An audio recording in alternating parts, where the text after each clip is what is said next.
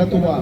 लेकिन आज की माताएं बहनें क्या करती हैं, अगर आपकी कॉलोनी से कोई बच्ची गलत चली गई है तो आप अपना नाश उसी के साथ कर लेती है, सर्वनाश की बुनियाद रखती हैं। आप अपने घर में आके क्या बोलती हो, बता दें क्या बोलती हो? ये कलयुग का प्रभाव है, बता दें कि देख आज तो मजा आ गया, फलाने की लड़की चली गई और इसका दिमाग ठीक हो जाएगा। बड़ा अहंकारी था, जब बाहर को निकलता था गाड़ी में बैठ के तो बड़े horn P P P P करता था। अब कल से करके दिखाइयो पी पी, इसकी तो लड़की भाग गई, अब तो घर से भी नहीं निकलेगा। लेकिन आप ये बोलते समय ये नहीं देख रहे हो कि तुम्हारे घर में जो तुम्हारे बच्चे हैं, जिनके सामने आपने ये शब्द इस्तेमाल किए हैं, वो तुम्हारी सारी बात सुन रहे हैं, बोल नहीं रहे, सुन रहे हैं। और वे ये समझ रहे हैं कि फलाने की लड़की गई है या उसका लड़का गया है तो मेरे माता पिता ने ना तो उस लड़के को कुछ कहा, ना तो उस लड़के की गलती है, ना उस लड़की की गलती है, पर मेरे माँ बाप ने घर में आके एक बात जरूर कही है कि देख अब उसके माँ बाप का दिमाग ठीक हो जाएगा। ठीक रहा, बड़ा अहंकारी था।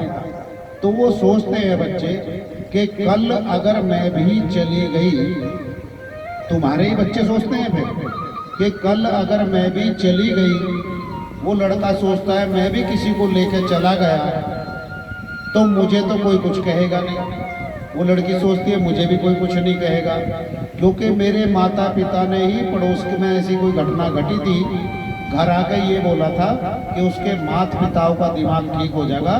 तो आज जो बोलेंगे कॉलोनी वाले वो हमें कोई कुछ नहीं कहेगा, वो हमारे माँ बाप को तो कहेंगे कि इनका दिमाग देख अब ठीक हो जाएगा, क्योंकि उस घटना को जन्म आपने दिया। और कल आपके साथ भी यही घटना घटेगी, निश्चित घटेगी। जो स्त्री अपने घर में इस तरह की बात करती हो उसके साथ घटना ऐसे ही घटती है। जबकि दूसरे के दुख में सदा दुखी होना चाहिए और दूर बैठ के भी, अपने घर में बैठ के भी अगर तुम्हें बोलना ही था तो उसके शब्द थे। ये बोलते अपने घर में आके कि देख वो लड़की इतनी नालायक थी, इतनी मक्कार थी कि अपने माता पिताओं को जीते जी मार के चली गई है। आज के बाद उसके माता पिता ना जाने घर से बाहर कैसे कदम रखेंगे, समाज में कैसे नजरें मिलाएंगे। वे उन्हें तो जीते जी मार के चली गई, इससे तो भगवान किसी को ऐसी औलाद देवे ही ना तो ठीक है। नारायण अगर आपको देनी है तो अच्छी मति की औलाद दो। तो जो तुम्हारे बच्चों ने ये शब्द सुने हैं वे बच्चे अपनी मति को अवश्य ठीक कर लेंगे, आने वाले कल में वो कोई ऐसा काम नहीं करेंगे, क्योंकि उन्हें पता है कि लड़की उसकी गई है और आज उसके माता पिता तड़प रहे हैं घर में। ये मेरे माता पिताओं ने बताया, मेरे घर में चर्चा हुई है कि आज उसके माता पिता तड़प रहे हैं, समाज में कैसे निकलेंगे। अगर कल मैं भी ऐसा करके चली गई तो मेरे माता पिता उस समाज में कैसे निकलेंगे, जिनके लिए आज मेरी माँ बोल रही है, मेरे पिता आके बोल रहे कि वे तड़प रहे हैं, ऐसे ही मेरे माता पिता भी तड़पेंगे। इससे अच्छा है कि मैं कहीं भी ना जाऊं। तो वो नहीं जाएंगे, आपका सम्मान करेंगे, लेकिन उस मार्ग तक आपके शब्दों ने ही पहुंचाया है, आपके शब्दों ने। आप बैठ के कई बार ये बात भूल जाते हो कि मैं बुराई किसकी कर रही हूँ। बहुत सी तो ऐसी है कि बैठने के बाद अपने पति को ही लिप लेना शुरू कर देगी, पति चालीसा शुरू कर देगी। अरे बड़ा दुष्ट है, शाम को आता है 500 रुपये कुल लावे कमा के, ये भी नहीं सोचता कि और 2-3 हजार ले आऊं। और आते ही उसे फिर चाय भी चाहिए और पानी को तो ऐसा मान ले जैसे मैं उसके बाप की नौकरानी हूँ। ये आप अपने आप में चौकड़ी बना के बोलती हो।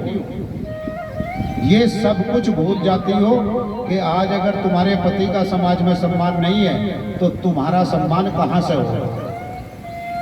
ये माता बताती है द्रौपदी, ये अर्जुन महाराज बता रहे हैं कि स्वयं अर्जुन ने सबसे पहले द्रौपदी मैया से जाकर पूछा कि तुम्हारा दोषी है ये अश्वत्थामा, आप, मेरा मन तो इसकी हत्या करने वो कर रहा है, पर आप जैसा कहोगी मैं वैसा ही करूंगा। पति भी आपका तभी अच्छा बन सकता है जब आप अच्छी होंगी और उसकी निंदा बंद कर दोगे। एक बात और माताओं बहनों बोल रहे और भैयाओं आपसे भी बोल रहे हैं, अपनी पत्नी का, अपनी माता का और अपनी बहन और अपनी बेटी का सदा सम्मान करना चाहिए, अपमान नहीं। और माताओं का फर्ज है, जिनके विवाह हुए हैं, चाहे उनकी आयु भले ही 60 वर्ष की हो, सुबह उठते ही अगर अपने घर की लड़ाई बुझानी है, अपने घर का मन मुटाव खत्म करना है, तो पहले अपने अहंकार को, जिस अहंकार ने जन्म लिया है उसे ही खत्म कर देना। सुबह उठते ही अपने पति के कभी भी चरण छू कर देख लेना। और जिस घर में लाख विवाद रहते हो, लाख विवाद, एक सप्ताह के बाद वहां प्रेम की वो अमृत वर्षा होगी कि आप कल्पना नहीं कर पाओगे। लेकिन यहाँ तो एक अहंकार है कि अब तो शिकायत पढ़ा के पहले ही भेज दें कि बराबर की हो, बराबर की, पढ़ना बराबर का है। अहंकार, अहंकार। और जहां अहंकार है वहां ओंकार नहीं है। यहाँ दुर्योधन के साथ भी देख लिया होगा, दुर्योधन अहंकारी था तो भगवान किनके साथ थे? पांडवों, क्योंकि पांडवों के अंदर अहंकार नहीं था। तो आज तुम्हारे अहंकार में नारायण तुम्हारे ऊपर कृपा कहां से करेंगे? आप करवा ही नहीं पाते। ब्राह्मणे बंधुर अंत वे आताताई बधारहण है मैं वो मामनताम परिपार हमनो शासनम। अर्जुन जब गए कन्हैया जी के पास तो कन्हैया जी से कहा कि मेरा मन तो इनकी हत्या करने का है, सो थामागी। तो कन्हैया जी ने कहा कि शास्त्र भी यही बोलते हैं, शास्त्र भी यही बोलते हैं कि अगर कोई पापी है तो पापी को कभी क्षमा नहीं करना चाहिए और पाप को बर्दाश्त नहीं करना चाहिए। पाप करने वाला भी पापी और पाप को सहने वाला भी पापी है। लेकिन यहाँ एक बात है अर्जुन, कि वो क्या नारायण है कि पहली बात तो ये ब्राह्मण है और ब्राह्मण का अर्थ बिरादरी से नहीं है। आपको ये भी हम बता दें, कई बार आप सोच लो कि पंडित ही ब्राह्मण है। ब्राह्मण जो भगवान का भजनानंदी है, पूजा पाठ करने वाला है, ब्रह्म को मानने वाला है, वो ही ब्राह्मण है। जाति बिरादरियां कुछ नहीं होती, 4 वर्ण शास्त्रों में है और 4 जातियों का भी नाम नहीं है। आज तो हमने सत्य सनातन धर्म में इतनी बिरादरियां बना दी हैं, इतनी जातियां बना दी हैं कि गिनती से बाहर की बात है। वो 4 वर्ण भी क्या है? वैश्य, शूद्र, क्षत्रिय और ब्राह्मण। भगवान के मानने वाला, पूजा पाठ करने वाला ब्राह्मण है, बिजनेस करने वाला वैश्य है, जिसे आप लाला जी बोलते हो। जो आर्मी मान लो आप उसे हमारे देश की, या धर्म के रक्षित रक्षा करने वाले, वो क्षत्रिय हैं। और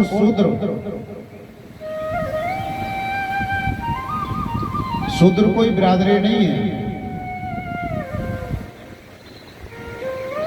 ढोल गवार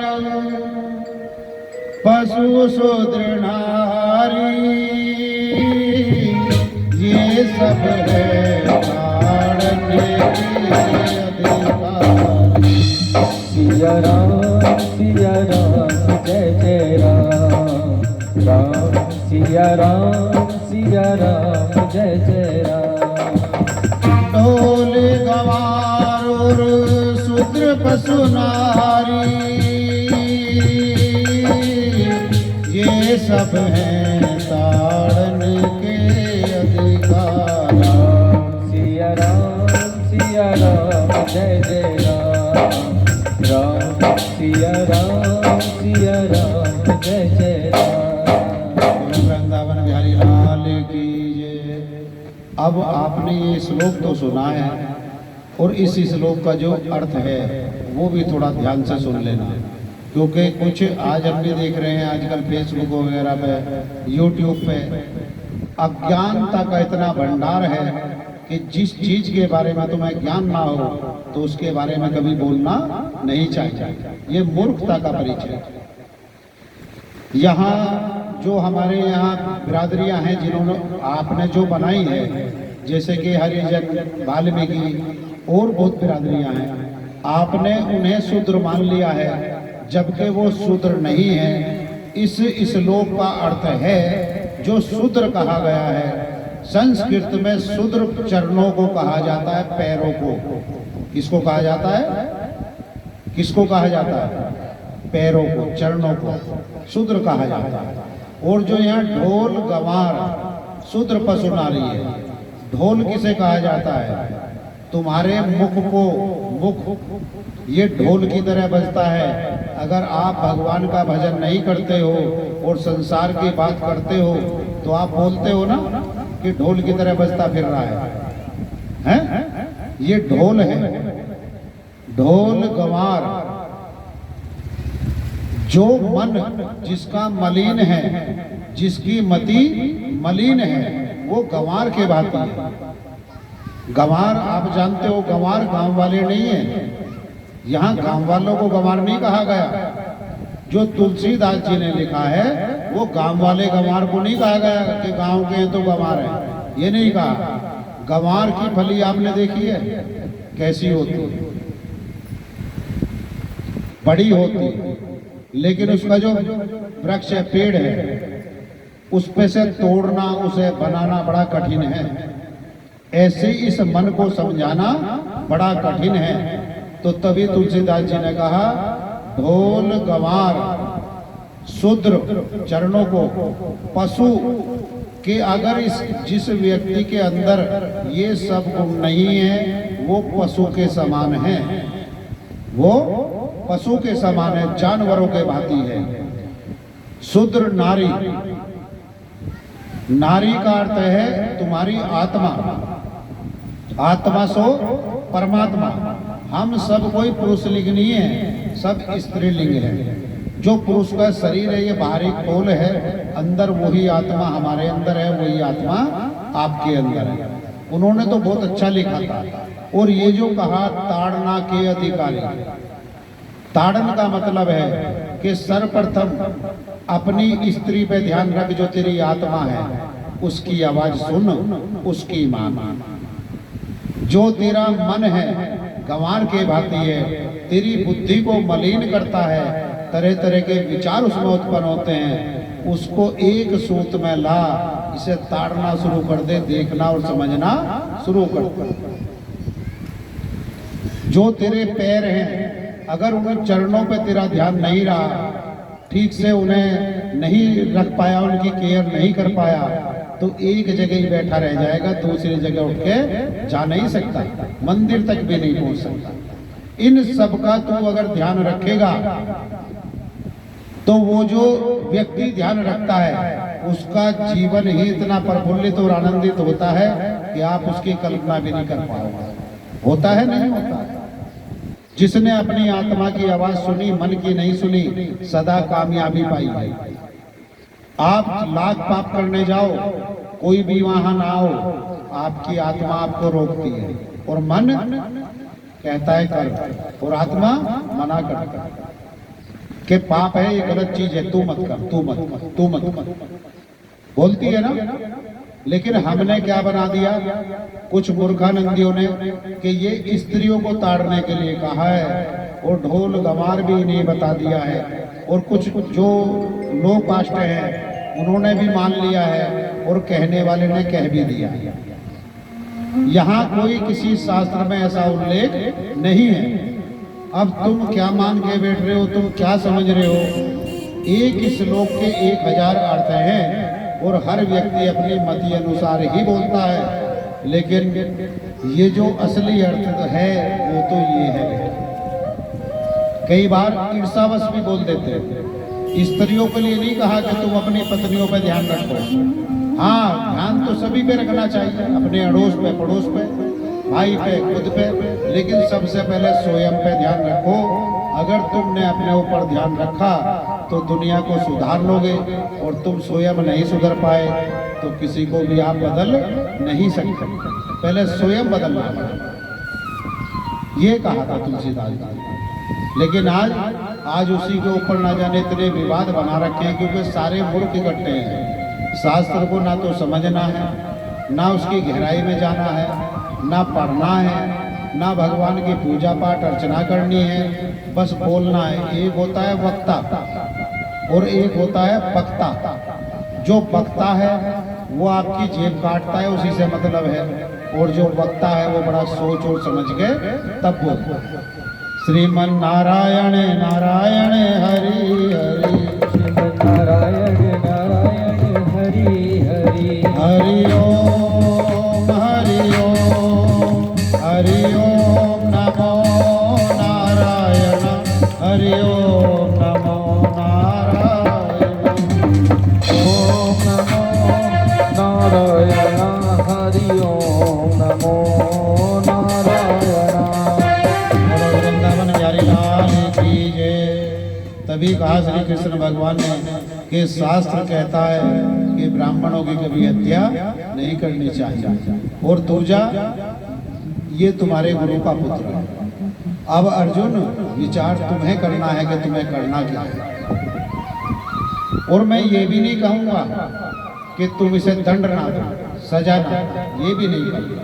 कारण कि इसने वो पाप तो किया है, और जब पाप किया है तो सजा का अधिकारी चाहे ब्राह्मण हो या साधु हो, A to Z मृत्यु लोक का कोई भी प्राणी हो, सबका एक ही प्रावधान है, एक ही मार्ग और एक ही रास्ता है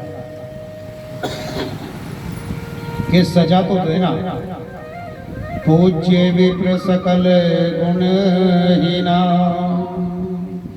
शूद्र गुण गण वेद प्रवीणा, परहित सरसी धर्म नहीं भाई, पर पीड़ा सम नहीं मदमाई। कि मैं ये भी नहीं कहूँगा कि इसे आप सजा ना दें। तभी अर्जुन के मन में आया कि मैं इसे सजा भी देता हूँ, क्योंकि गोविंद की आज्ञा है कि पाप की सजा भी दो, लेकिन ब्राह्मण की हत्या मत करना। और ब्राह्मण की हत्या अगर करनी है तो उससे ज्यादा कुछ मत करना, उसकी कंठी माला छीन लो, चुटिया काट दो और छोड़ दो, तभी उसकी हत्या होगी। क्योंकि आज वो किसी काबिल रहा नहीं है। जो भगवान ने सब रूप उसे दिया था, आज तुमने वही छीन लिया, तो वो जी के भी क्या करेगा, मरे के भांति कि कहा अपने प्रावधान से सजा देना।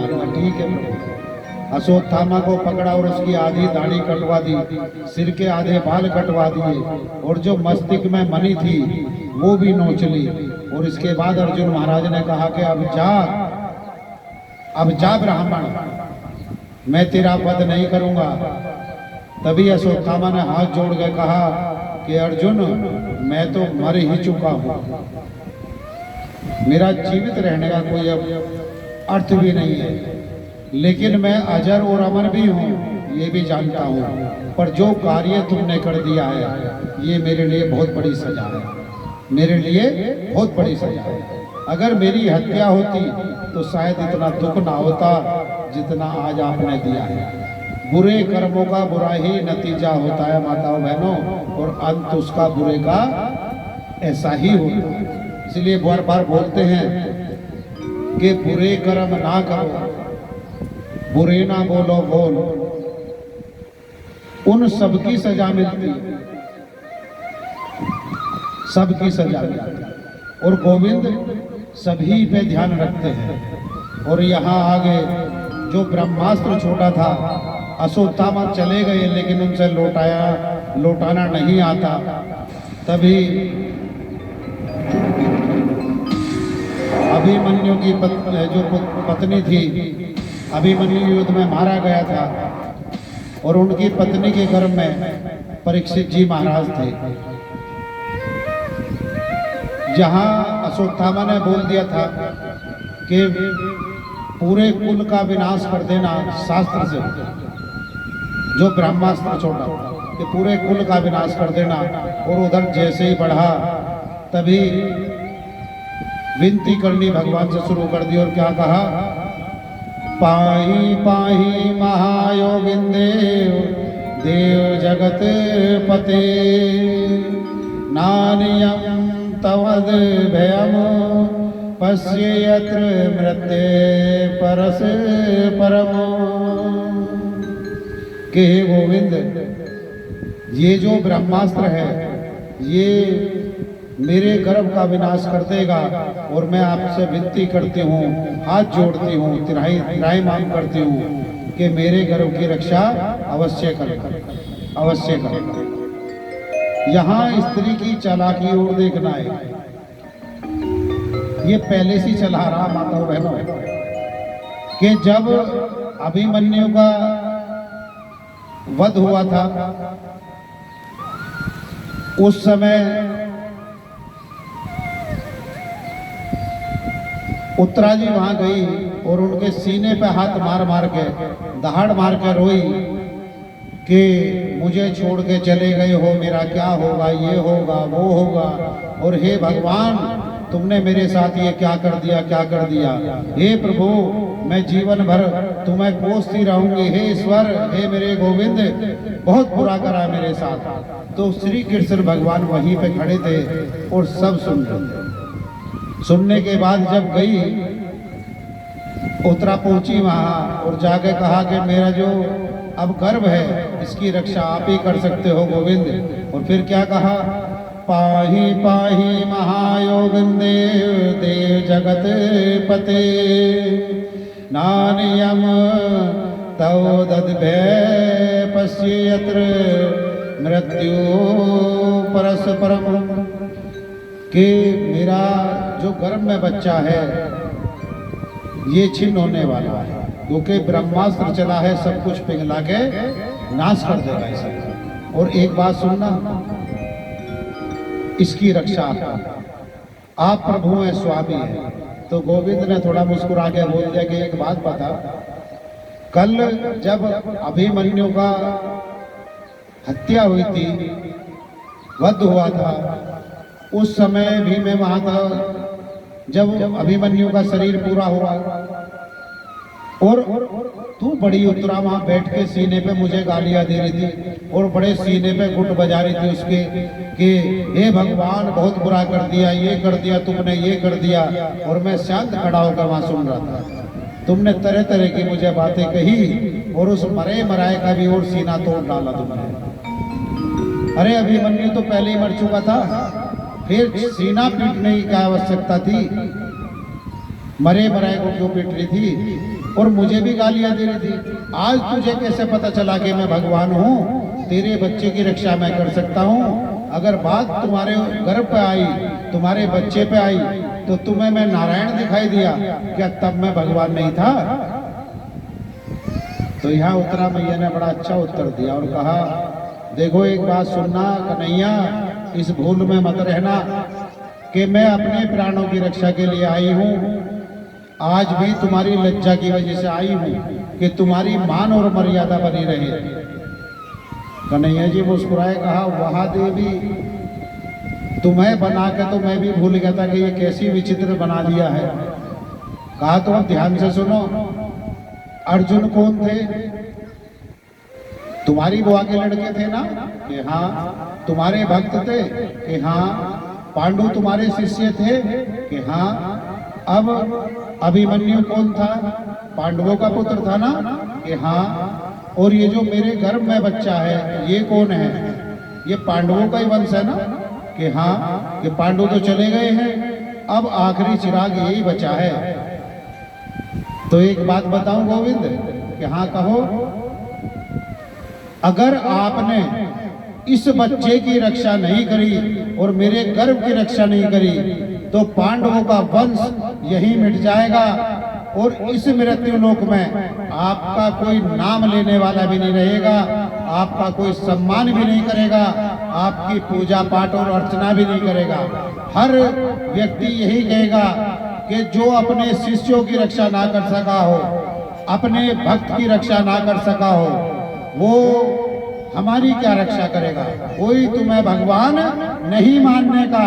अगर मैं यहाँ आई हूँ तो आज भी तुम्हारी लज्जा के लिए आई हूँ और तुम्हारे लिए आई हूँ। अब मैं चली, आगे मर्जी तुम्हारी है। बोलो वृंदावन बिहारी लाल की जय। वारी माताओं बहनों, तुम्हारी बुद्धिमती कितनी चतुर है। हो चतुरानंद नहीं हो कि एक और भगवान को गाली दी और दूसरी ओर फिर जाके बोल भी दिया कि अगर तुम्हें अपना मान बचाना है तो मेरे गर्भ की रक्षा करनी ही पड़ेगी। तब स्वयं नारायण उत्तरा मैया के गर्भ में गए और जाके परीक्षित जी की रक्षा करी। ब्रह्मास्त्र को वापस लौटाया और नारायण को भी ब्रह्मास्त्र ही छोड़ना पड़ा। जहाँ स्वयं ब्रह्म वहाँ ब्रह्मास्त्र क्या बिगाड़ेगा। और सर्वप्रथम परीक्षित महाराज को गर्भ में ही नारायण के दर्शन हुए थे। बोलो परीक्षित जी महाराज की जय। बोलो मोर मुकुट बंसी वाले की जय। और अब गोविंद को बुलाने का भी समय आ गया है। कल भगवान भी प्रकट होंगे, उनका भी जन्म होगा और उनके जन्म के लिए थोड़ी विशेष माताओं बहनों तैयारी भी रखना। और भैया आप अपने बच्चों से यहाँ गुब्बारे वगैरह जो भी सजवाना चाहते हो, आप अपने बच्चों का जन्मदिन भी तो मनाते हो।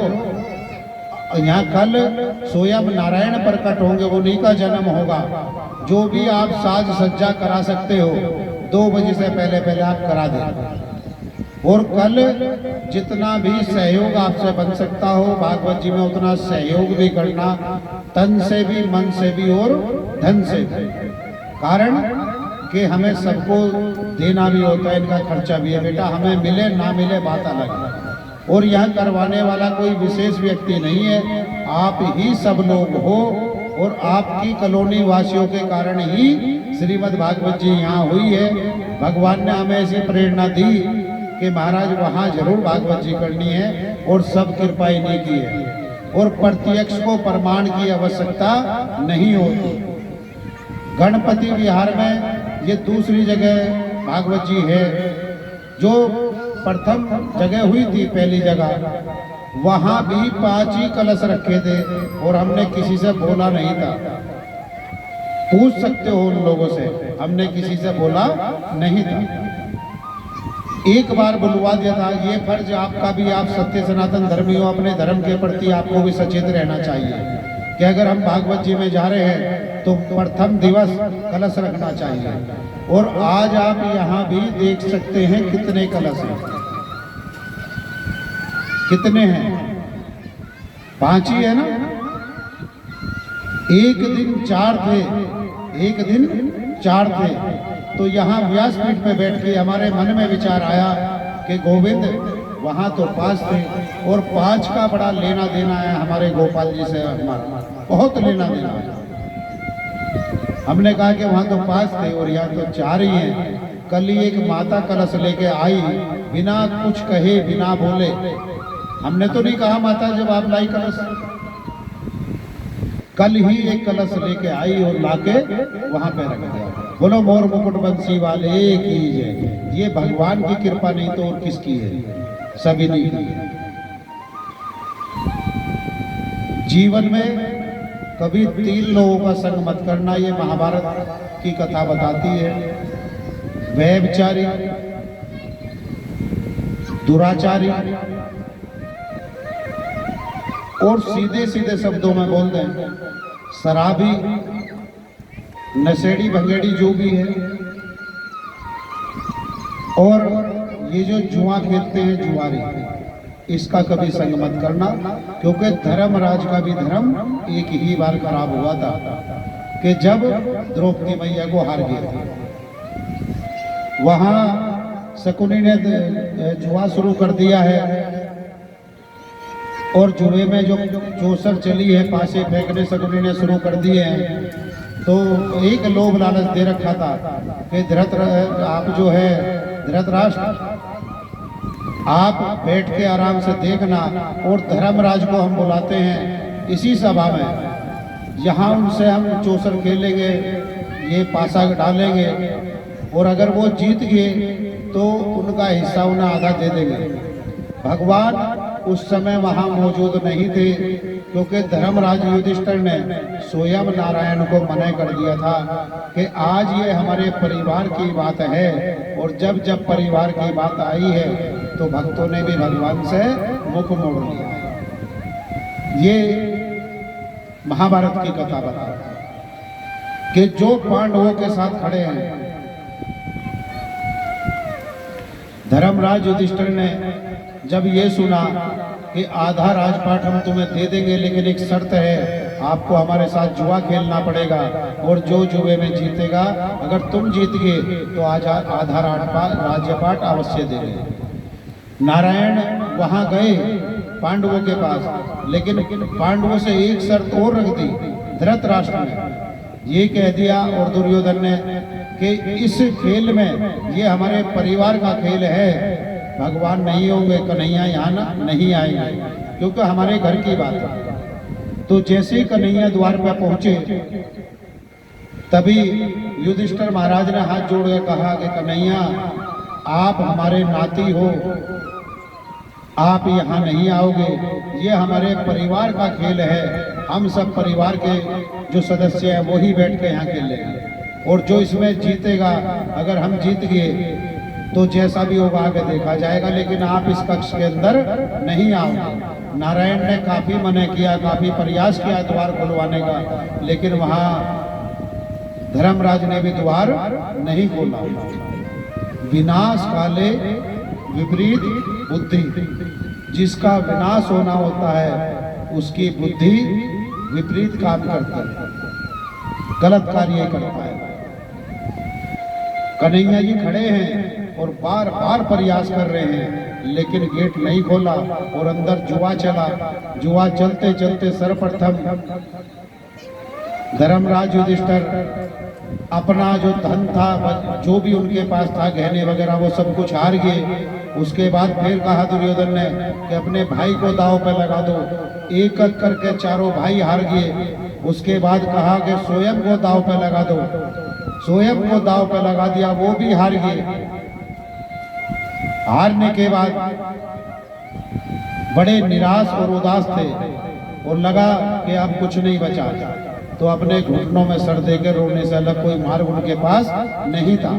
तभी दुराचारी दुर्योधन उठा और कहा कि बड़े भाई, एक चीज और आपके पास है, आप तो धर्मराज युधिष्ठिर हैं। युधिष्ठिर, अभी एक चीज बची है कि क्या, इस द्रौपदी को दांव पे लगा दो और जाओ, मैं आपको आश्वस्त करता हूँ, अगर आप अभी भी आप दांव में जीत गए तो आधा राजपाट आपको दूंगा द्रौपदी के बदले में। द्रौपदी तो आपकी है ही, लेकिन अगर जीत गए तो राजपाट भी दूंगा, और अगर हार गए तो द्रौपदी को अपनी दासी बनाकर रखूंगा। वहां जैसे ही पासा डाला, श्रीमन नारायण नारायण हरि हरि, श्रीमन नारायण नारायण हरि हरि, हरि ओम हरि ओम नमो नारायण, हरि ओम नमो नारायण, हरि ओम नमो नारायण, हरि ओम नमो नारायण। श्री कृष्ण गोविंद हरे मुरारी, हे नाथ नारायण वासुदेवा। श्री कृष्ण गोविंद हरे मुरारी, हे नाथ नारायण वासुदेवा। हे नाथ नारायण वासुदेवा, हे नाथ नारायण वासुदेवा। हे नाथ नारायण वासुदेवा, हे नाथ नारायण वासुदेवा। बोलो वृंदावन बिहारी लाल की जय। यहाँ जैसे पासा डाला तो उसे भी हार गए हैं, और हारने के बाद दुर्योधन का छोटा भाई दुशासन, दुर्योधन ने तभी कहा कि दुशासन, जा द्रौपदी को खींच के लेके आ, बुला के लेके आ। जैसे ही गए, ये कथा बड़ी ध्यान से सुनने वाली है माताओं बहनों, कई बार आप भ्रम में रहती हो। जैसे ही गए तो माता रजुसला से थी, जो आपको हर महीने दिक्कत बनती है, और अपने केस धोने के लिए ही गई थी। बस केस खुले थे, कहा कि एक बात सुन दुशासन, तू चल, मैं आ रही हूँ, कम से कम अपने केस तो बांध लूँ। उस सभा में मेरे बड़े भी होंगे, तुम्हारे पिता धृतराष्ट्र भी होंगे, और पितामही भीष्म भी होंगे, गुरुदेव भी होंगे, वहाँ सभी होंगे। तो स्त्री का ऐसे आना अच्छा नहीं है, ये मेरी मर्यादा नहीं है, तुम चलो, मैं आती। दुशासन लौट के आए और भीम से आके कहा कि ऐसे से बोल दिया है। तभी दुर्योधन से आके कहा कि ऐसे से बोल दिया। दुर्योधन ने कहा तुरंत जाओ और बाल पकड़ के घसीटते हुए लेके आओ। एक स्त्री को अगर आप बाल की ओर से पकड़ते हो, अच्छा एक बात सत्य बोलना, जब कोई आपकी चुटिया पकड़ता है गुस्सा आता है नहीं? सबसे प्रिय अगर आपकी कोई चीज है आपके बदन पर, तो सबसे प्रिय आपकी चोटी है, चोटी है, जिसे आज बड़ी आसानी से कटवा देती है लड़कियां वैसे, लेकिन सबसे प्रिय चीज है ये, स्त्री की सबसे बड़ा गहना है ये। कहा कि मेरे बाल मत पकड़, ऐसा मत कर दुशासन कि नहीं द्रौपदी तुझे चलना ही पड़ेगा, तू हमारी दासी है, तू हमारी दासी है। जब घसीट के लाए तो खूब गिड़गिड़ाई और विनती की, हाथ जोड़े, पैर तक पकड़ लिए, लेकिन दुशासन नहीं माना। और आने के बाद जैसे द्रौपदी वहां पहुंची, खड़ी हुई, तो वहां सभा में सभी बैठे थे, और द्रौपदी मैया ने जाके रोते हुए बस यही की बात कही कि हे सभापतियों, आप सभी सभा में विराजमान हैं, एक बात तो बताओ, सब आप मेरे से उम्र में बड़े हैं, पितामही भी यही हैं, गुरु कृपाचार्य भी हैं, और धृतराष्ट्र आप भी पिता हैं, क्या मुझे इस तरह घसीट के लाना चाहिए था? ये अच्छी बात है? कहाँ गई आपकी मान मर्यादा? कहाँ गई? कहाँ गए वो संस्कार कि स्त्री को ऐसे घसीट के लाना, और वो भी भरी सभा में? क्या आपको शोभा देता है ये? क्या कारण है? और मुझे क्यों घसीट के लाया गया है? मुझे तो किसी वजह का भी नहीं पता है, मुझे कोई वजह तो बता दो। वहां कोई नहीं बोल, सब खामोश, सब खामोश। आज सत्य को बोलने वाला कोई नहीं है। तभी बोलते हैं कि कलयुग में सत्य को बोलने से पहले 1,00,000 बार सोचना चाहिए। आज सत्य भी तुम वहां बोलो जो सत्य को स्वीकार करता हो, और जो पाखंड करता हो, जो झूठा आदमी हो, उसके सामने अगर सत्य बोलोगे तो वो क्रोधित ही होगा, क्रोधी करेगा, आपसे बदले की भावना रखेगा, जैसे यहाँ दुर्योधन ने रखी। और हाथ जोड़ के माता खड़ी है कि इस सभा में जितने सभापति मौजूद हैं, मैं सभी से हाथ जोड़ के पूछ रही हूँ, पितामही आप ही कुछ बता दो, आप ही कुछ बोल दो, आप ही कुछ बोल दो कि किस बात की सजा मुझे मिले। पितामही रुदन कर रहे हैं, आंख से आंसू बह रहे हैं, लेकिन कुछ बोल नहीं पा रहे, कुछ नहीं बोल पा रहे। तभी दुशासन ने साड़ी को खींचना शुरू कर दिया, और जैसी साड़ी खींचनी शुरू की तो एक बार और लखाई, और बस मुख से यही निकला कि मुझे बचाओ, तुम इतने बड़े यहाँ सभा में सभी सभापति बैठे हो, तुम्हारे सामने एक स्त्री का चीर हरण हो रहा है और आप सब खामोश हो। इस खामोशी का कारण क्या है? एक बार ये तो अवश्य बता दो, ये तो बता। गुरु कृपाचार्य जी, आप तो कुल गुरु हैं और सभी पे कृपा बरसाने वाले हैं, आज आप भी मौन हैं, इसका कारण क्या है?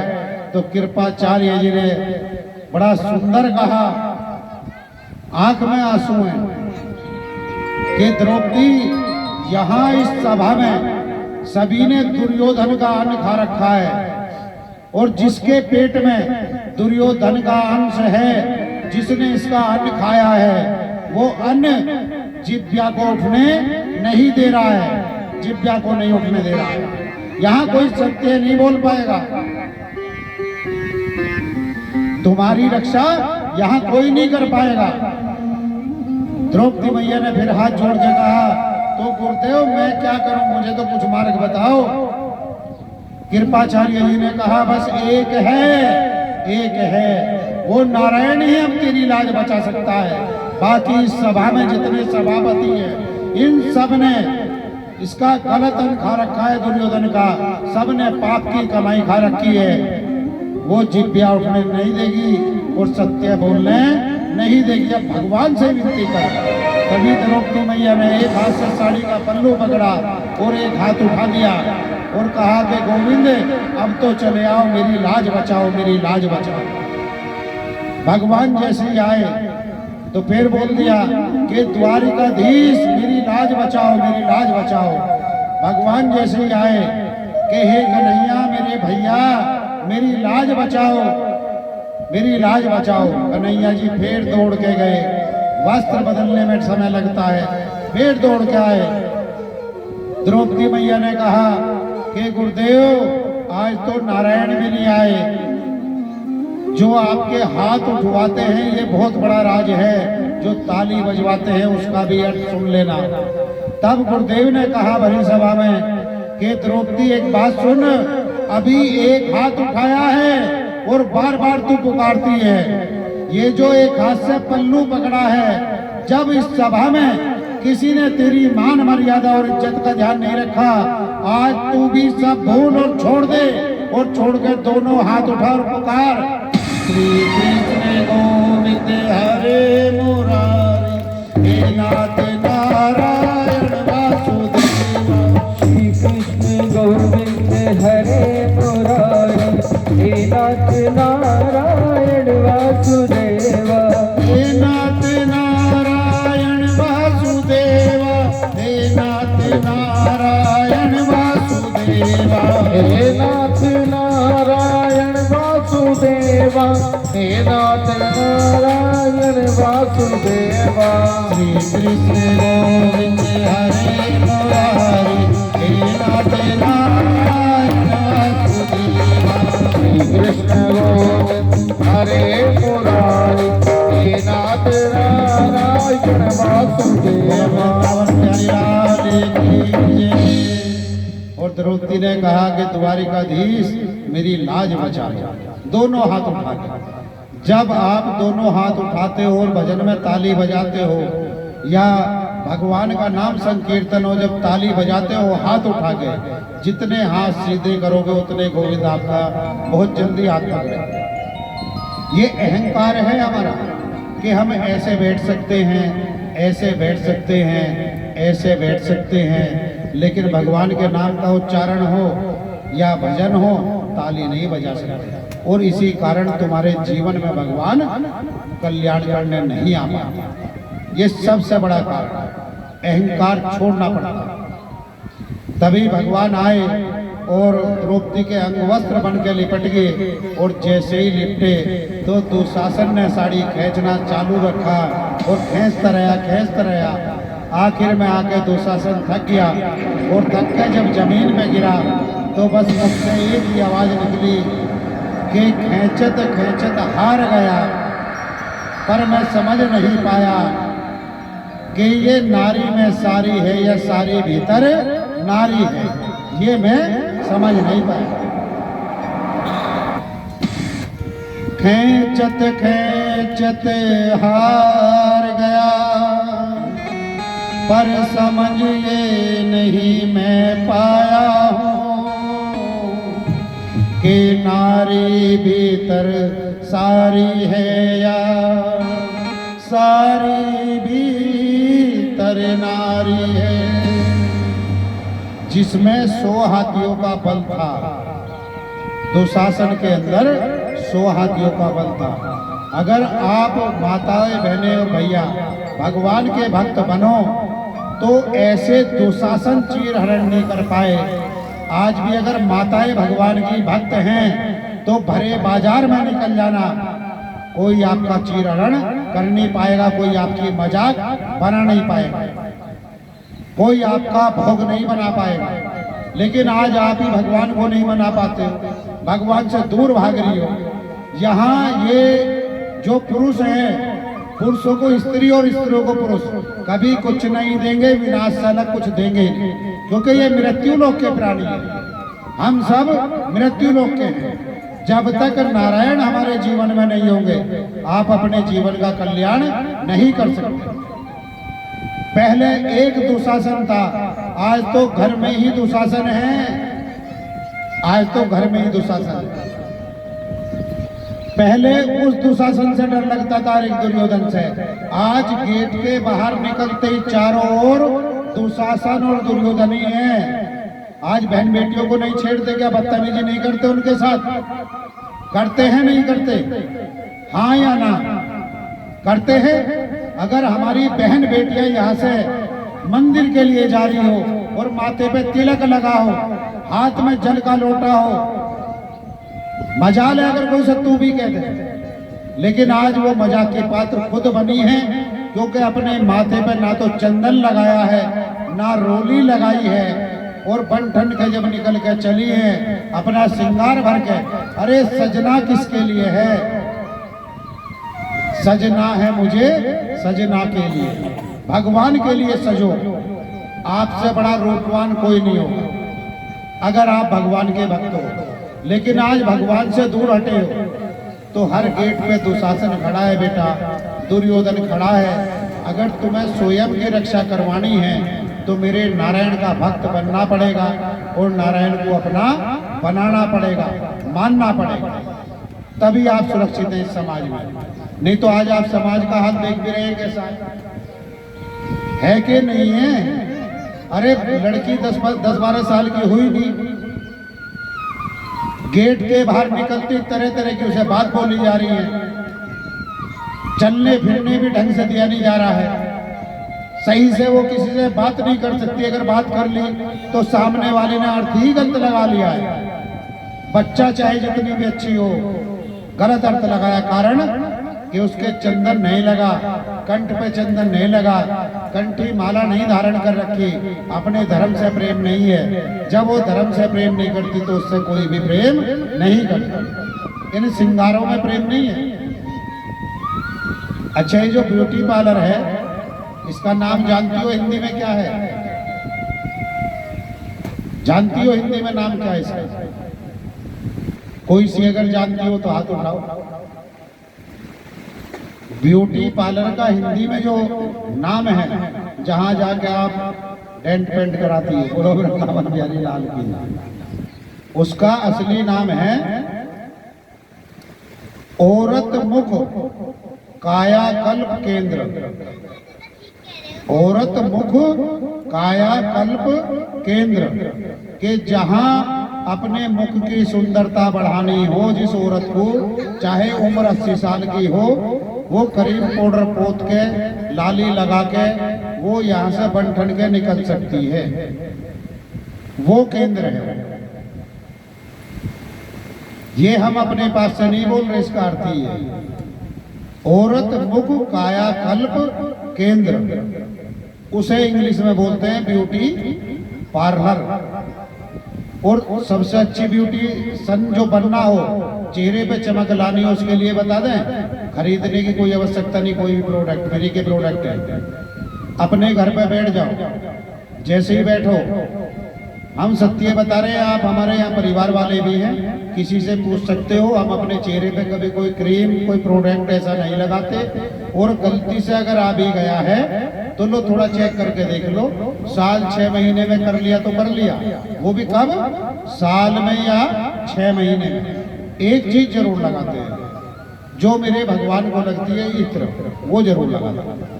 इत्र हमें मिलता नहीं है तो ये जो प्रोडक्ट परफ्यूम वाला है, हम परफ्यूम ही लगा लेते हैं, क्योंकि भगवान को लगता है। कभी साबुन से नहीं नहाते हैं, कभी अपना सर शैम्पू से नहीं धोने के कि भाई आज हमने धो लिया, कल भी शैम्पू से धोना है, बाल धोने हैं। साल में महीने में एक बार धोते हैं बस, और बाकी फिर ऐसी जल डाला और उठ के चले, अपना टॉवल से साफ किया, छुट्टी जाके भजन किया और कुछ नहीं। आप सबसे अच्छा है प्रोडक्ट बता दें, घर में बैठा करो, श्रीमन नारायण करो, पहले हमारे साथ साथ करोगे तभी बताएंगे। और जब तक हम करें तब तक हाथ चलते रहने चाहिए, जैसे सुंदरता देखनी है। एक दूसरे का चेहरा देख लो, अभी देख लो पहले, और फिर ये क्रीम लगने के बाद देखना। देख लो, अभी एक दूसरे का देख लिया, अब शुरू हो जाओ। श्रीमन नारायण नारायण हरि हरि, श्रीमन नारायण नारायण हरि हरि, हरि ओम हरि ओम, हरि ओम नमो नारायण, हरि ओम नमो नारायण, हरि ओम नमो नारायण, हरि ओम नमो नारायण। श्री कृष्ण गोविंद हरे मुरारी, हे नाथ नारायण वासुदेवा, श्री कृष्ण गोविंद हरे मुरारी, हे नाथ नारायण वासुदेव। प्यारे लाल की जय। हम सबसे पहले अपनी आंखों पर, माथे पर लगाना, फिर गाल पर लगाना, होठ पे लगाना, फिर देखना। श्री कृष्ण गोविंद हरे मुरारी, हे नाथ नारायण वासुदेवा। अब तुम अपना ना देख पाए हो तो हमारा ही देख लो, और खिल गया होगा। है ये फ्री की क्रीम है। देखो, भगवान का भजन, भजन का भजन और तुम्हारा प्रोडक्ट। ये कार्य आप मुश्किल से 15 दिन कर लेना, उस कायाकल्प केंद्र में जाने की आवश्यकता नहीं पड़ेगी। बोलो बाकी बिहारी लाल की। लेकिन हम करना ही नहीं चाहते, हमें तो सीधा सा है कि बस फ्री का वो मिल जाए जहाँ मेहनत ना हो। आओ, कल भगवान प्रकट भी होंगे, तो उनके लिए आज कुछ गुनगुना भी लें। बोलो वृंदावन बिहारी लाल की जय। गोविंद चले आओ, गोपाल चले आओ, गोविंद चले आओ, गोपाल चले आओ। मेरे मुरलीधर माधव, मेरे मुरलीधर माधव, नंदलाल चले आओ, गोविंद चले आओ, गोपाल चले आओ।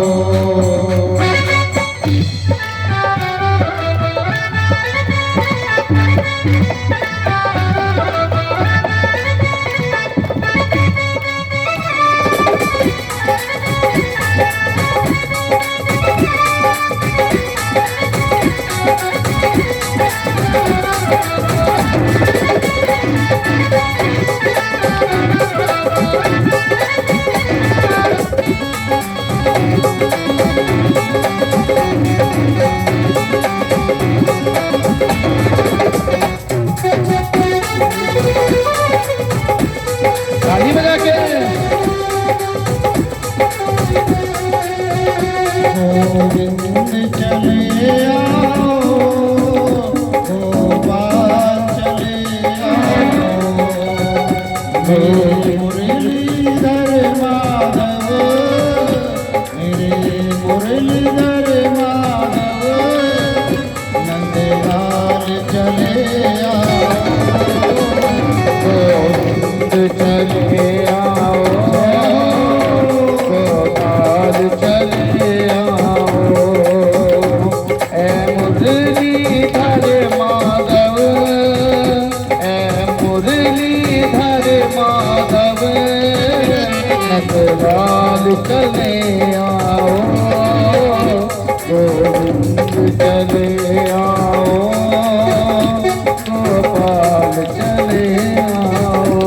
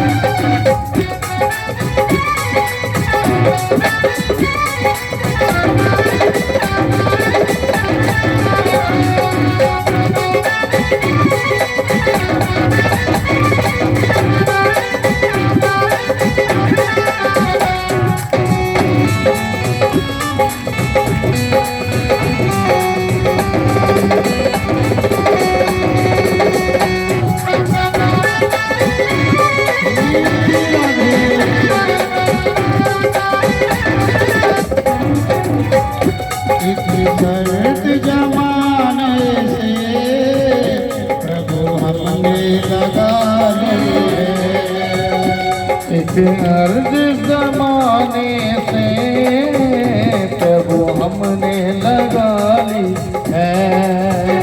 एक शर्त जमाने से प्रभु हमने लगा ली है। या हमको बुला लो तुम, या खुद ही चले आओ। गोविंद चले आओ, गोपाल चले आओ। मेरे मुरलीधर माधव, मेरे मुरलीधर माधव, नंदलाल चले आओ। गोविंद चले आओ, गोपाल चले आओ।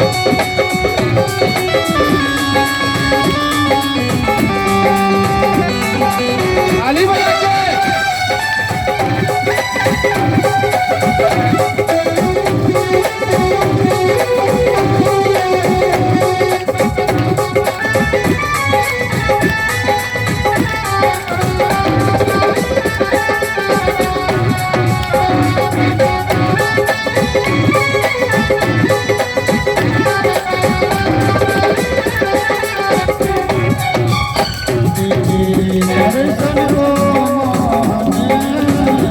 मेरे नैन तरसते हैं। मेरे दर्शन को मोहन, मेरे नैन तरसते हैं। तेरे दर्शन को मेरे नैन तरसते हैं। अर्ज मेरी मोहन, अब और न करता।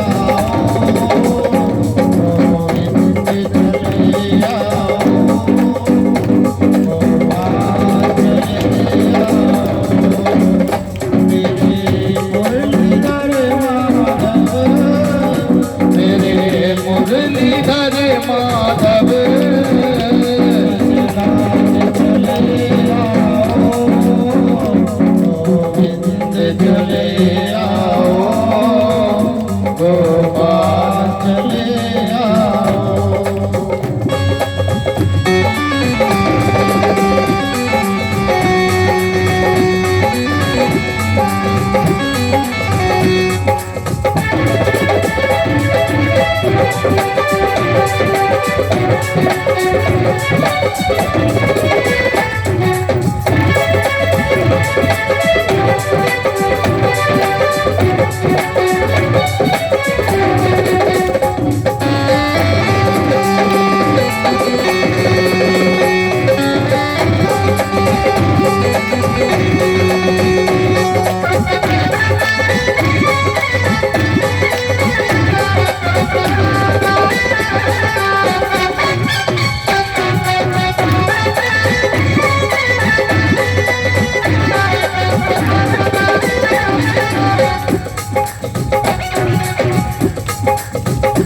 आँखों में बसे हो तुम, धड़कन में धड़कते हो। आँखों में बसे हो तुम, धड़कन में धड़कते हो। आँखों में बसे हो तुम, धड़कन में धड़कते हो। मुझे ऐसा करो मोहन, श्वासों में समा जाओ। गोविंद चले आओ, गोपाल चले आओ।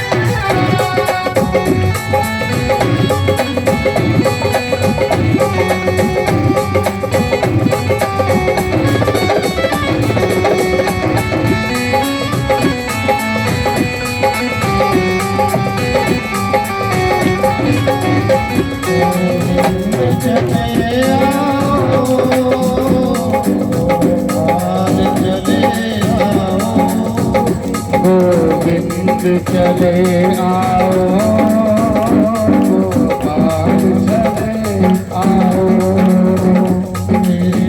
मुरलीधर माधव नंदलाल चले आओ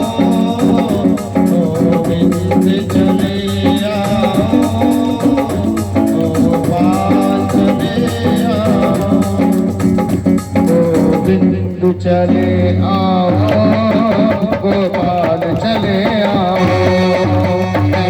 गोविंद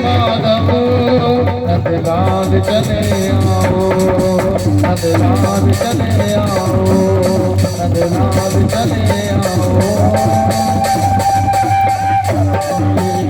मुरलीधर माधव नंदलाल चले आओ गोविंद चले आओ गोपाल चले आओ हम सभी पुकार रहे हैं गोविंद अब तो आई। देखो आपसे कुछ समय पहले भी बोला था कि कल गोविंद प्रकट होंगे, कन्हैया जी का जन्म होगा और जन्म के लिए जैसा आप अपने बच्चों के लिए उत्साह मनाते हैं उसी प्रकार कोशिश करना। हम ये तो नहीं कहेंगे कि सारा भार एक ही व्यक्ति पे हो, ये नहीं बोलेंगे। थोड़ा थोड़ा जितना हो सकता है प्रयास करना और अपने जो बच्चे हैं आपके उनको बुला के गुब्बारे फुला के जितना भी यहाँ अच्छे से अच्छा सजा सकते हो कोशिश करो। ऐसा नहीं है कि आप 500 रुपये खर्च करो या 100 रुपये। अरे आपके पास अगर भगवान ने दिए हैं और 20 रुपये हैं तो 20 रुपये के गुब्बारे मंगा दो। 50 रुपये हैं, एक रिबन या 2 रिबन मंगा दो और गुब्बारे मंगा दो। तो आप सब मिलके तो यहाँ अच्छा सजा सकते हो, बना सकते हो। अरे अपने बच्चों का तो हर साल मनाते हैं, ये अवसर तो न जाने कब जीवन में आता है कि भगवान का भी आज जन्मदिन हमारे ही पैसे से नहीं बनता है। और एक बात और बताऊं आपसे, ये पैसा अगर कलयुग देखना है तो किसी के हाथ में 20,000 रुपये रख दो और कलयुग का तांडव शुरू, उसका दिमाग काम नहीं करेगा। रात भर सोने के बजाय जहाँ भी पैसे रखे हैं वही ध्यान रहेगा। कोई चुराना ले, कोई उठाना ले कि मैं कैसे करूँगी, सवेरे को ऐसा होगा, फिर उठा के फिर गिन के फिर रखने हैं। और फिर क्या करना है कि अभी तो पूरे हैं पर 1 घंटे बाद का भरोसा नहीं है, बच्चे भी यही है, सब यही है। उस 20,000 में आप लगे रहोगे और उसके बाद क्या होगा, मैं वॉशिंग मशीन लाऊंगी, नहीं एसी लगवा दूँ। अरे एसी तो महंगा है, चलो कूलर ले आऊँ, नहीं कूलर की अभी जरूरत नहीं है, वॉशिंग मशीन ठीक है। अरे हाथ से धो लूंगे कोई बात नहीं, प्रेस मंगा लूँ। अरे प्रेस को भी छोड़, लाना कुछ नहीं है, करना कुछ नहीं है, होना जाना कुछ नहीं है। उन्हें गिनना है और रखना है, गिनना है और रखना है, और बाद में वे कूड़े के रास्ते चले जाएंगे, तुम्हारे किसी काम नहीं है। ये श्रीमन नारायण नारायण हरि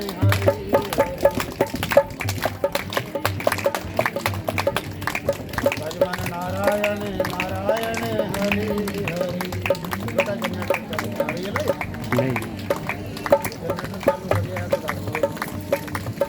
हरि ओम हरि ओम हरि ओम नमो नारायण हरि ओम नमो नारायण। आवाज आ रही बेटा, वो बोल रहे हो तो जोर लगा के बोलो। आ रही है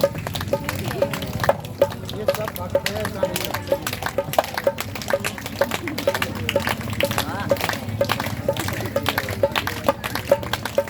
कृष्ण गोविंद हरे मुरारी, हे नाथ नारायण वासुदेव, हे नाथ नारायण वासुदेव।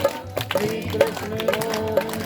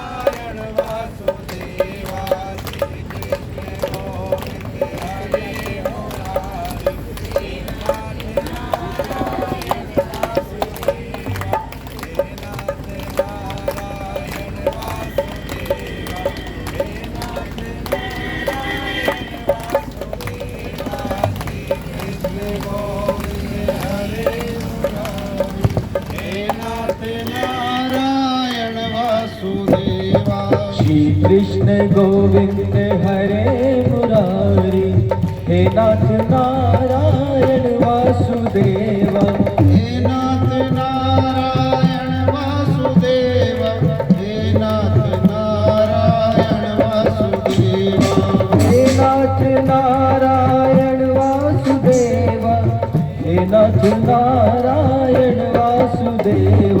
श्री कृष्ण गोविंद हरे मुरारी, हे नाथ नारायण वासुदेव, कृष्ण गोविंद हरे मुरारी, हे नाथ नारायण वासुदेव।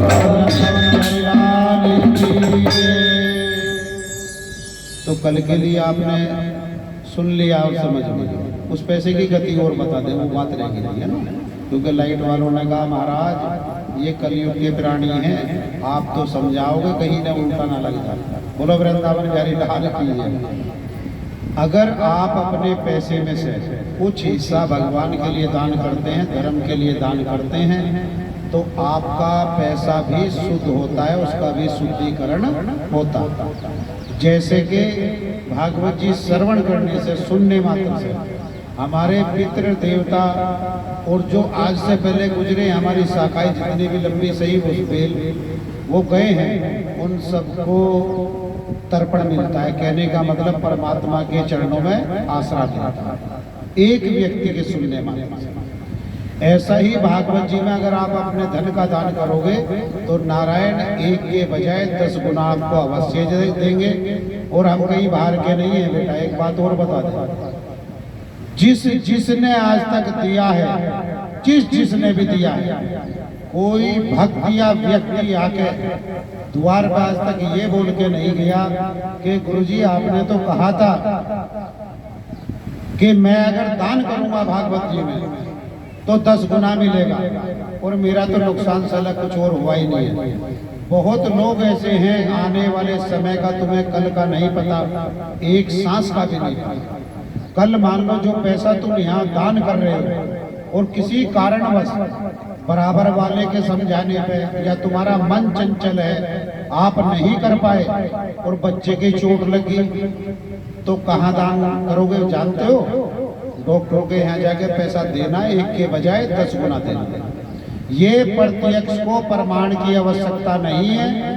अभी 2-4 लोग हैं जो पुराने, आप तो थे बेटा, आप भी थे ना वहाँ जो अभी पूर्णिमा में प्रोग्राम है, ये दोनों, एक स्त्री बड़ोस से चल के आई और आगे बड़ोस श्यामली के पास वो आई, उनको हवन कराना था, आप भी शायद आई थी, उनको हवन कराना था।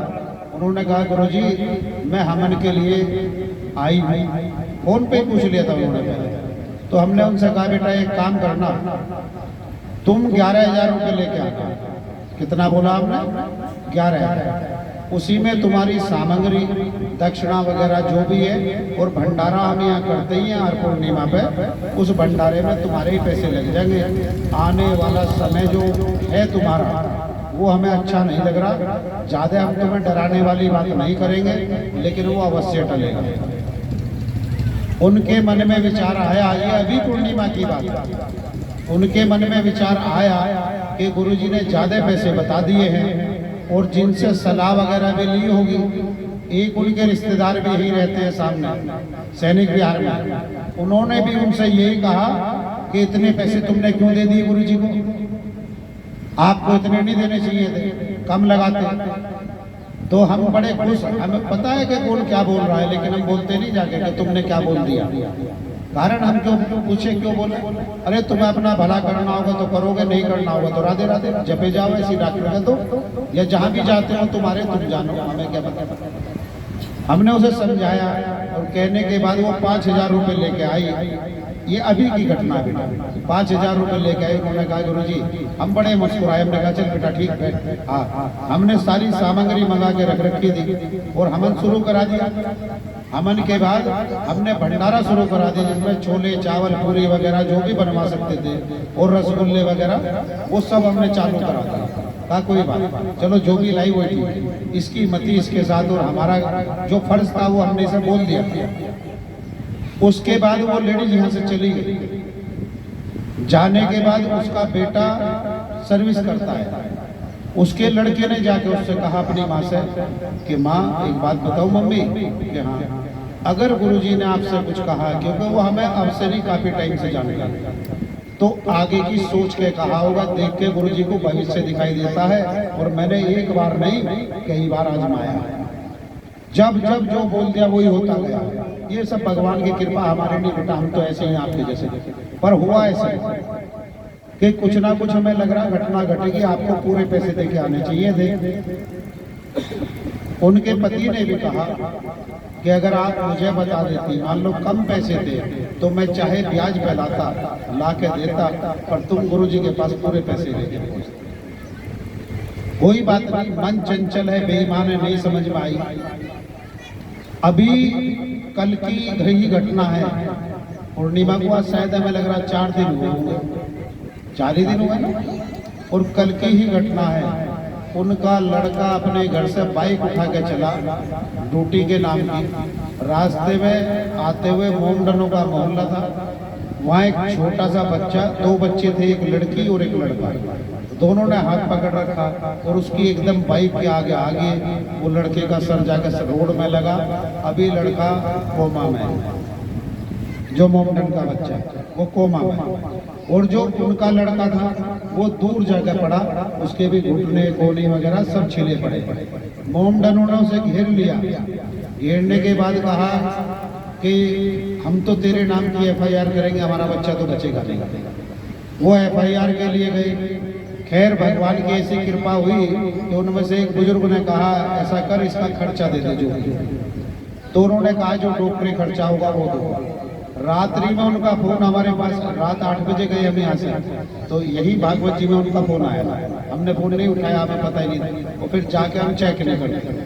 आज सुबह ही फोन आया कि गुरुजी मैंने कल भी फोन किया था, बड़ी परेशान थी मैं, और मैं उसके लिए बहुत पश्चाताप कर रही हूँ कि आपने तो मुझे पहले ही बताया। लेकिन मेरी ही मन जो था वो बेईमान था, और आज मुझे 6,000 नहीं 6,000 के कम से कम, बस आपकी अगर कृपा हुई तो 50-60 हजार में पीछा छूट जाएगा। नहीं तो ऐसा लग रहा है अगर उस लड़के के कुछ हो गया तो मेरे तो घर का ही नाश हो, क्योंकि गाड़ी के कागज भी नहीं। कहने का अर्थ ये है कि जो हमने ये आपको बताई ये लेटेस्ट की घटना है। कभी वो लेडीज आएगी तो पूछ भी लेंगे। गणपति एनक्लेव सुना होगा, गणपति एनक्लेव, वहाँ की भागवत जी में ये सभी भैया थे, शायद आप नहीं थे बेटा, ना ये तो थे। वहाँ एक लड़के का एक्सीडेंट हुआ था, उसके यहाँ एंगल घुसी, और घुसने के बाद अंदर चली गई। छोटे हाथी के साथ उसका एक्सीडेंट हुआ, उसके बचने की उम्मीद नहीं थी, डॉक्टर ने मना कर दिया। यहाँ ये जो कैलाशी है इसमें रखा उसे तो कुछ समय निकाल दिया। बाद में जब वो यहाँ से निकाल के लाए, वो बैठ के रोने लगी। हमारी कथा चल रही थी, तो हमने हमारे मुख से निकल गया कथा के बीच में, जबकि हमें किसी ने नहीं बताया। हम एक बार तो उठ के गए व्यासपीठ से रोने के लिए, हमारा मन रोने का कर रहा था, और जाके 5 मिनट रोने के बाद हम फिर दौड़ के आए, आँख पूछ के ऐसे, और हम आके बैठ गए। हमने कहा किसी के घर का विनाश होने जा रहा है, और हमें ऐसा लग रहा है कि 3 घरों में एक ही चिराग है, 3 घरों में एक ही बच्चा है। वो सत्य यही था कि 3 घरों में एक बच्चा था। और हमने मुख से फिर लास्ट में ये भी बोल दिया, हमने कहा हो चाहे कुछ भी जाना, पर मेरे गोविंद आप ऐसी कृपा करना कि उस बच्चे को कुछ ना होने पाए, कुछ ना होने पाए। आज वो बच्चा गणपति एनक्लेव में आप जाके पता कर सकते हो, जिसे डॉक्टर ने मना कर दिया था, और यहाँ से उसके गले का भी ऑपरेशन हुआ है, दांत वगैरह सब टूट गए थे, चेहरा पूरा खराब था, और ये बोल दिया था कि कोमे में से बाहर आने की कोई गारंटी नहीं है। 6 महीने लगे, साल लगे, 6 साल लगे। उसकी माता हमारे पास 7 दिन तक लगातार आई, और आके बस एक ही बात बोलती रही, गुरुजी कैसे करो, कृपा कर देना। हमने कहा भगवान से प्रार्थना करेंगे, पर एक बात बता दे, तेरा डॉक्टर चाहे कुछ भी बोल रहा हो, तेरा बच्चा कोमे में से फला दिन बाहर आ जाएगा, ये ध्यान रखना। वो तभी बाहर आ गया वो लड़का, उसने हाथ वाथ सब हिलाए, एक्टिविटी की उसी टाइम। और हमने कहा क्या कहा डॉक्टर ने? गला काटने के बाद क्या बोल रहा है कि या तो ये सुन नहीं पाने का, या देख नहीं पाने का, या फिर बोल नहीं पाने का। तीन में से एक शक्ति इसकी जानी है। हमने कहा डॉक्टर से कह दिए इसकी नाड़ काट के एक साइड रख के इसके ऊपर रख दे, अगर एक शक्ति को भी रोक दे तो हमें बता देना। ये सामने बोल रहे हैं, रिकॉर्डिंग में चल रहा है, ये सब नेट पे पड़ती है। प्रत्यक्ष को प्रमाण की आवश्यकता नहीं है, गणपति निकले वीरा तुम्हारे पास में। ऐसा ही हुआ, और जितने टाइम दिया कि इतने समय में तेरा बच्चा बोलेगा भी और हमारे पास भी आएगा। वो बच्चा हमारे पास भी आया, प्रसाद भी चढ़ा के गया और भगवान से प्रार्थना भी कर गया। वही पैसा एक सोचने की बात है। इतना नहीं कह रहे कि हम तुम लाख या 2 लाख 50,000 ला के दो या 10,000 ला के दो। अरे तुम्हें भगवान ने अगर 100 रुपए दिए, 10 तो ला के दान कर सकते हो ना, तो 90 जो है वो 90,000 का काम करेंगे। 90 रुपए भी सकून देंगे, 900 रुपए का काम करेंगे, और जो 900 होंगे तो 90,000 का काम करेंगे। इसलिए बार बार साधु बोलता है, और तुम्हें लगते हो कि हम साधु हैं, लुटेरे हैं, तो एक भी पैसा मत लाना, अपने को अपने पास रखना। जो होगा हम इन्हें अपनी जेब से अवश्य दें। बोलो वृंदावन बिहारी लाल की जय। पहले जो कथा उधर करके गए थे वो शायद पुराने भक्त भी है, या वो सब जानते हैं कि अंत में यही लुटा के जाते हैं, सबका हिसाब किया और बाद में भंडारा भी, खाओ पियो मस्त रहो। सीधा बोलते हैं, तेरा तुझको अर्पण क्या लागे मेरा, ओम जय जगदीश हरे। सीधा बोलते हैं कि तेरा तुझे अर्पण कर दिया, क्या करना है हमें इसमें। बोलो वृंदावन बिहारी लाल की। आओ सभी, अब बेटा ये पंखे बंद कर दो और उठ के आ जाओ, आरती का समय हो गया, भैया को भी जाना है। पंडित जी आप आरती लेके पहुंचो। पहले जो पुरुष है भैया वो आ जाए। पंडित जी कल से थाली 2 बनाना। एक बात का ध्यान रखिएगा, कॉलोनी वैसे बहुत अच्छी है और काफी बड़ी हुई है। कल ठाकुर जी का जन्मदिन है। लड्डू गोपाल जी किस किस के घर पर है? कोई लेके आते हैं यहाँ लड्डू गोपाल जी? नहीं लेके आते मेरे हिसाब से। ठाकुर जी को लेकर आओ, कथा में बिठाओ। जब आप आते हो तो ठाकुर जी को साथ लाओ, साथ लेकर जाओ। और जब यहाँ पर इनका जन्मदिन होगा तो उनका भी खुशियों में संयोग होगा। और जैसे जब इंसान अपने घर में अपने बच्चे का बर्थडे करता है तो पता नहीं लाख माया खर्च कर देता है। ये कहने की बात नहीं है, लाख माया खर्च कर देता है। आपसे जैसा बने आप आए, थोड़ा समय से पहले आए कल।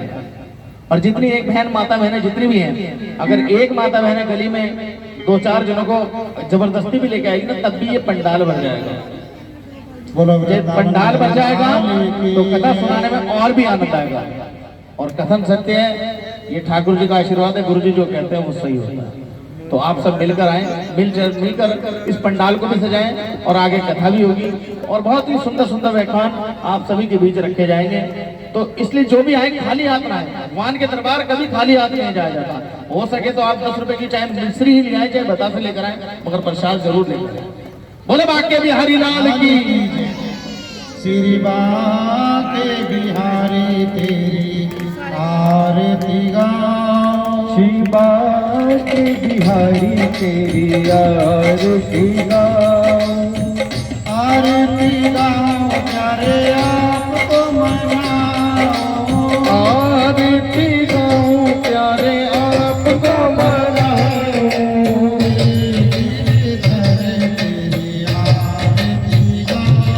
श्री बाके बिहारी तेरी आरती गाओ,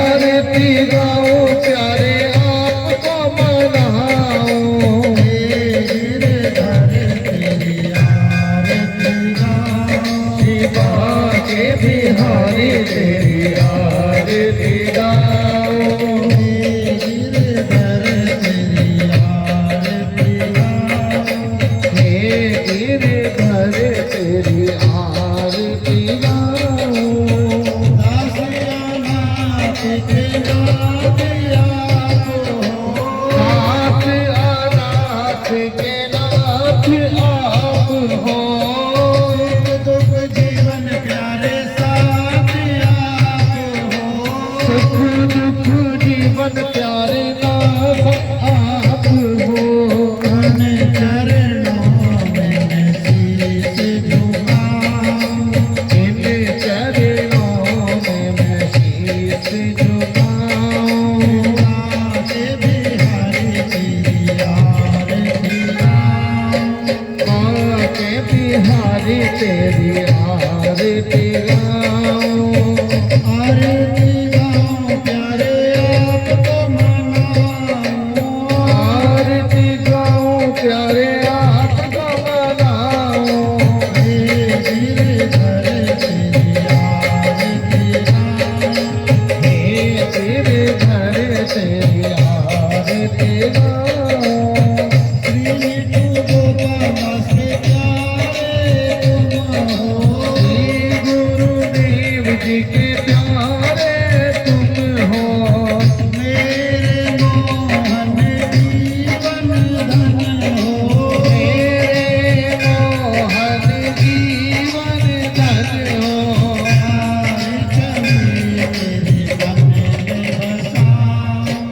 आगे बिहारी तेरी आरती गाऊं,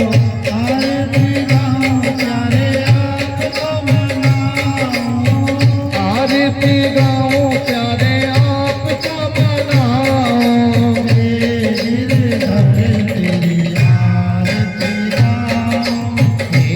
गिरधर तेरी आरती गाऊं,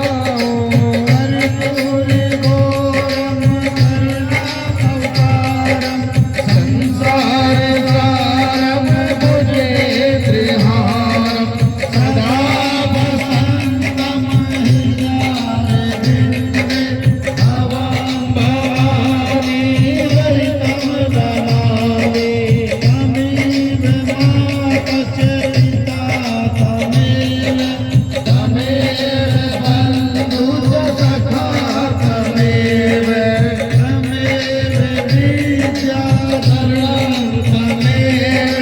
तमेव सर्वं मम देव देव, मंदार माला कलिता निकाय, कपाल मालंग अति सुंदराय, दिव्यांबराय चरितांबराय, नमः शिवाय ओम नमः शिवाय, नमः शिवाय ओम नमः शिवाय। गुरुर्ब्रह्मा गुरुर्विष्णु गुरुदेवाय महेश्वरा, साक्षात् परब्रह्म तस्मै श्री गुरवे नमः, तस्मै श्री गुरुवे नमः। धर्म की जय हो, हे धर्म का नाश हो, प्राणियों में सत्य भावना हो, विश्व का कल्याण हो, सत्य सनातन धर्म की जय हो, गो वंश की जय हो, आज के आनंद की जय हो, सभी के माता पिताओं जय हो, भक्त वत्सल भगवान जय की सभी के गुरुदेव की जय हो, सत्य सनातन धर्म की जय हो, सत्य सनातन धर्म की जय हो, सत्य सनातन धर्म की जय हो, बोलो बाल गोपाल लड्डू गोपाल की जय हो, जय हो, जय जय श्री राधे, जय जय श्री राधे, जय जय श्री राधे, जय जय श्री राधे श्याम। तो कल याद रखिएगा, खाली हाथ भगवान के दरबार नहीं आना और अपने अपने लड्डू गोपाल जी को साथ लेकर आना है। और ये कॉलोनी बहुत बड़ी है, आपका फ्रेंड सर्कल भी बहुत बड़ा होगा। आप लोग चाहें दो दो चार चार जने जरूर जबरदस्ती बोले उन्हें कि आज ठाकुर जी का जन्मदिन है, कथा स्थल पर चलना है। और कल का समय ठीक 2 बजे यहाँ कथा प्रारंभ हो जाएगी। कल 3 बजे नहीं, गुरुजी ये आएंगे जब भी 3 बजे तक, अगर आप 3 बजे कहोगे तो ये 4 बजे तक तैयारी अरे हो जाएगी। भैया फिर वो चलने की तैयारी हो जाएगी 5-6 बजे। 7 बजे जाने की तैयारी होगी, ठीक है ना। बोला बाकी बिहारी लाल की। आप लोग 2 बजे ठीक आए क्योंकि आपको मतदान लागे नीर का कष्ट मिटेगा शरीर का, और छींटा लागे पानी का कष्ट मिटेगा प्राणी का। छींटा लागे नीर का कष्ट मिटेगा शरीर का, छींटा लागे पानी का कष्ट मिटेगा प्राणी का। कहा गया भैया, कहा गया प्रसाद दे दो।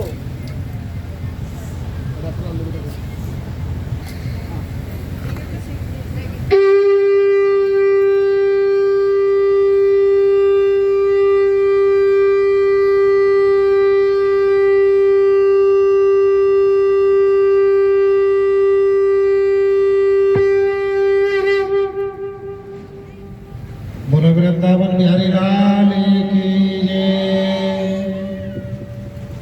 ना बेटा तो बिस्किट बिस्किट से तो इधर उठा दो, इसे उसमें डाल दो। उधर तालियां बजाओ जो आज प्रसाद ले लेके आए, उनके लिए सभी के लिए जोरदार तालियां और व्यास की ओर से धन्यवाद।